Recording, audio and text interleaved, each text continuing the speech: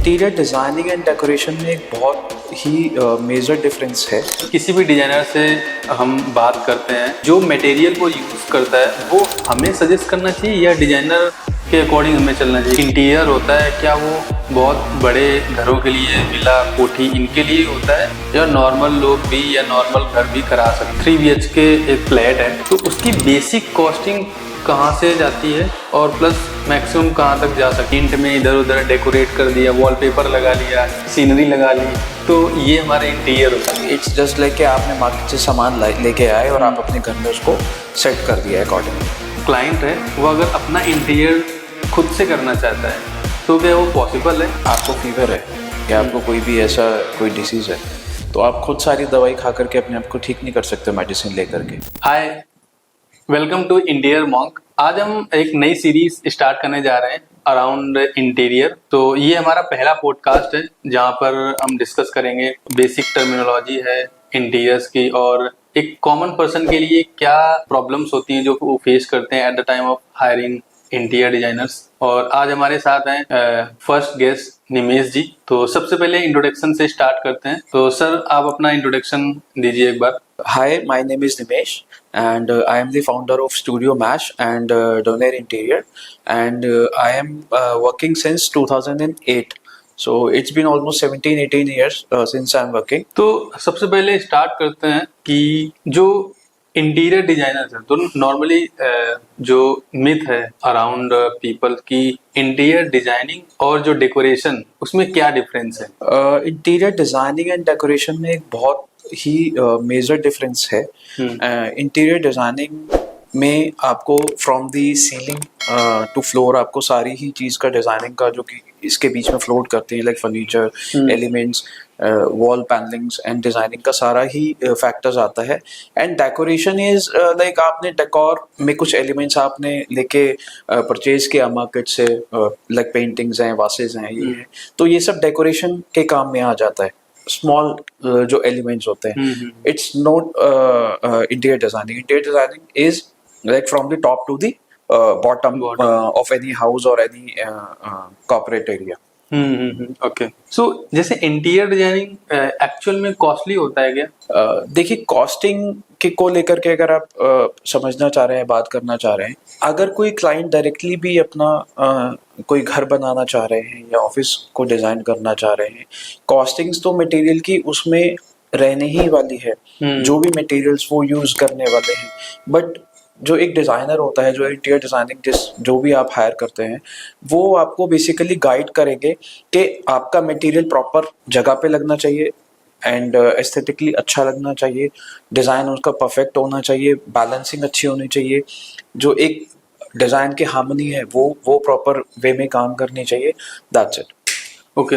तो जैसे अगर किसी भी डिजाइनर से हम बात करते हैं फर्स्ट टाइम, तो जो मटेरियल वो यूज करता है वो हमें सजेस्ट करना चाहिए या डिजाइनर के अकॉर्डिंग हमें चलना चाहिए? क्योंकि समटाइम्स ना कंफ्यूजन होता है कि जैसे डिजाइनर ऐसा तो नहीं है कि जो हमारा बजट है उस एक्चुअल बजट से कहीं ज्यादा बजट चला जाए फाइनल बजट। तो इसमें हमें या नॉर्मल पीपल को क्या माइंड पे रखना चाहिए? तो इसमें क्या होना चाहिए अकॉर्डिंग टू मी कि क्लाइंट को अपना बजट पहले इंटीरियर डिजाइनर के साथ में शेयर करना चाहिए, सो दैट एक माइंड मेकअप उसमें डिजाइनर का रहता है कि हमें इसी बजट के अंदर काम को अपना करना है, ऑलमोस्ट आकर के अप्रॉक्स एक बजट के अंदर।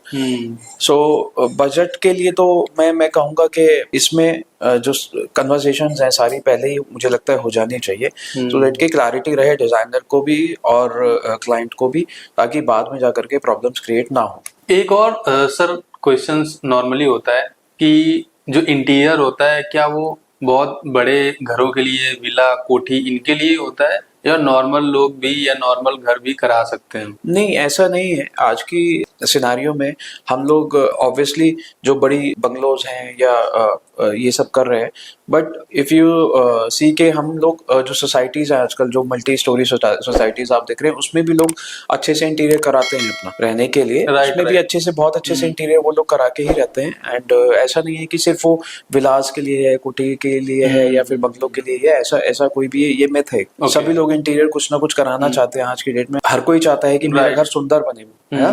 तो इस पॉइंट ऑफ व्यू से हर कोई एक स्पेशलिस्ट की कोई ना कोई सजेशंस लेना चाहते हैं। मतलब लाइक हर क्लाइंट को ये आइडिया नहीं होता कि मुझे कहाँ से फर्नीचर परचेज करना है या कैसा फर्नीचर मुझे बनाना है, क्या वॉल पे डिजाइन करना है, क्या पेंट के सिलेक्शंस हैं, क्या ट्रेंडिंग चल रहा है, क्या अच्छा लगेगा, क्या नहीं लगेगा, कलर की बैलेंसिंग है, डिजाइन की बैलेंसिंग है। तो वो उन सब चीजों को एक डिजाइनर जो है ध्यान में रखते हैं। और सभी लोग चाहते हैं कि, मुझे लगता है कि आज की डेट में कि अच्छे से हमारा घर बने और बाद में उसको रहने के लिए हम अच्छे से मतलब रह सके उसके अंदर। इन शॉर्ट कहने का मतलब ये है कि अगर जिस चीज के आप एक्सपर्ट हो तो वो एक्सपर्ट है। फॉर एग्जांपल अगर डिजाइनर इंटीरियर का एक्सपर्ट है तो सारा काम आप उसी से कराओ। अगर आप फॉर एग्जांपल आप जॉब कर रहे हो कहीं पे, let's suppose you are engineer, so आप इंजीनियरिंग के बारे में आपको पता होगा। बिल्कुल बिल्कुल राइट। बिल्कुल। कुछ लोग ये भी सोचते हैं कि जैसे फर्नीचर ले लिया या थोड़ा सा पेंट में इधर उधर डेकोरेट कर दिया, वॉलपेपर लगा लिया, सीनरी लगा ली,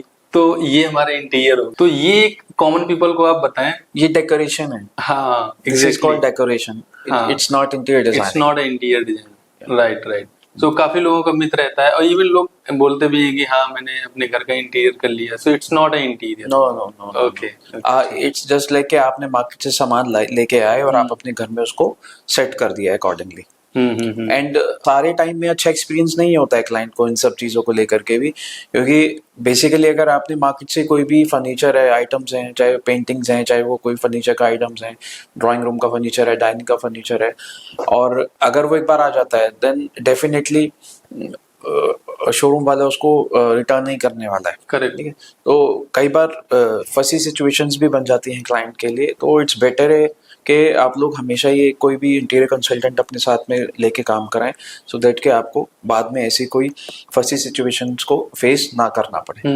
राइट, एब्सोल्युटली राइट। सो एक आप कॉमन पीपल के जो पेन पॉइंट्स होते हैं उसकी तरफ थोड़ा बात करते हैं। सो फॉर एग्जांपल कि अगर एक कोई न्यू पर्सन है, उसने अपना फॉर एग्जांपल कि घर परचेज किया या फिर कोई फ्लैट उसने लिया, न्यू कंस्ट्रक्शन है और उसे इंटीरियर वो कराना चाहता है।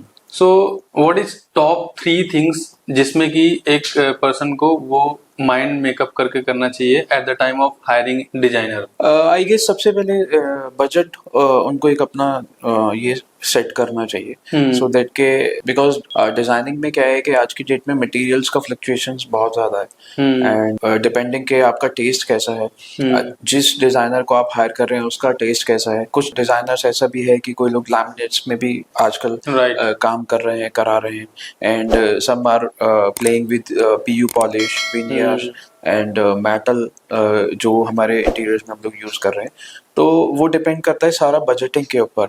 अगर बजट आपका कम है तो ऑब्वियसली क्लाइंट लैमिनेट्स और इन सब पे ही जाना चाहेगा। एंड इफ यू वांट कि भाई मुझे लग्जरी घर बनाना है, मुझे अच्छा घर बनाना है और फिनिशेस मेरे को बिल्कुल टॉप एंड चाहिए, तो फिर उसको विनियर पे, पीयू पे और मेटल फर्नीचर्स पे, सब इस तरह के फर्नीचर पे उसको फिर अपना पैसा स्पेंड करना पड़ेगा। ऐसा तो एक चीज तो हो गई कि सबसे पहले बजटिंग को उसको माइंड में रखना होगा। बिल्कुल बिल्कुल बिल्कुल। नहीं, बहुत बार होता है ऐसा कि क्लाइंट्स होते हैं कि हमारा 3 BHK है, 4 BHK एंड हमारा बजट ही सिर्फ 10 लाख रुपीज है। तो 10 लाख रुपीज में तो 3 BHK 4 BHK में थोड़ा सा काम करना आसान नहीं होता है, बिकॉज बहुत ही कंस्ट्रेंट बजट है। उसमें हम लोग बहुत बेसिक चीज़ों पे ही काम कर सकते हैं कि ज़्यादा हम लोग उसमें काम नहीं कर पाएंगे उस बजट में, बिकॉज एवरी मटेरियल का कॉस्ट है, हर सारी चीज़ों का कॉस्ट है, लेबर का भी कॉस्ट है, मटेरियल्स का भी कॉस्ट है, एंड उसको हमें सेट करने के लिए फिर सारा अपना टीम्स भी हमारी जाती है साइट के ऊपर, विजिट्स भी होती हैं हमारी, तो फिर वो कॉस्टिंग एक आती है। अच्छा डिज़ाइन कराने के लिए बेसिक डिज़ाइन पे अगर आपने जाना है तो आपको बेसिक तरह का ही काम मिलेगा। अगर इफ यू वांट कि आप लग्जरी में काम कराना चाहते हो तो फिर आपको लग्जरी के हिसाब से फिर आपको स्पेंड करना पड़ेगा। तो एक चीज और आती है, जैसे लेट सपोज कि 3 BHK एक फ्लैट है, तो उसकी बेसिक कॉस्टिंग कहाँ से जाती है और प्लस मैक्सिमम कहाँ तक जा सकता है? बात करूं लग्जरी की, तो फ्रॉम बेसिक टू लग्जरी कितना प्राइस वेरी करेगा? For the 3 BHK minimum as per my thought minimum 25 के अराउंड जाना चाहिए एंड आगे तो कोई लिमिट नहीं है। Okay, minimum is 25 to 30 lakh and आगे का कोई लिमिट नहीं है। ठीक है, ओके। तो अगर कोई क्लाइंट है वो अगर अपना इंटीरियर खुद से करना चाहता है तो क्या वो पॉसिबल है? अगर हाँ तो क्या प्रो एंड कॉन्स हैं? Definitely no. Okay, for example, अगर आपको फीवर है या आपको कोई भी ऐसा कोई डिसीज है तो आप खुद सारी दवाई खा करके अपने आप को ठीक नहीं कर सकते मेडिसिन ले करके। It's not possible at all, because बहुत सारी प्रॉब्लम्स रहती हैं। आप जॉब में हैं तो आपको अपना जॉब करने के लिए आपको टाइम पे आना पड़ेगा, जाना पड़ेगा। आप वहाँ जॉब को छोड़ करके आप अपना घर नहीं बना सकते। First thing, if you are a businessman then obviously आप अपने बिजनेस को छोड़ करके आप घर में आके नहीं बैठ सकते काम कराने के लिए। तो हाँ, टाइम एब्सोल्युटली नॉट पॉसिबल। देखिए बेसिकली क्या है कि हर एक काम के लिए कोई ना कोई इंसान बना हुआ है, पर्सन है यहाँ पे। तो ऑब्वियसली हमें कोई ना कोई एक्सपीरियंस्ड डिजाइनर को ही हायर करके हम अपना घर या ऑफिस को अच्छा बना सकते हैं। Without designer a big no, मैं रिकमेंड नहीं करूंगा इस चीज के लिए कि आप बिना डिजाइनर के, बिकॉज रीजन इज के किसी भी घर को बनाने के लिए एक हैंडसम अमाउंट इन्वॉल्व होता है किसी भी घर या ऑफिस को बनाने के लिए। Like minimum 15-20 lakh, 30 lakh, 50 lakh.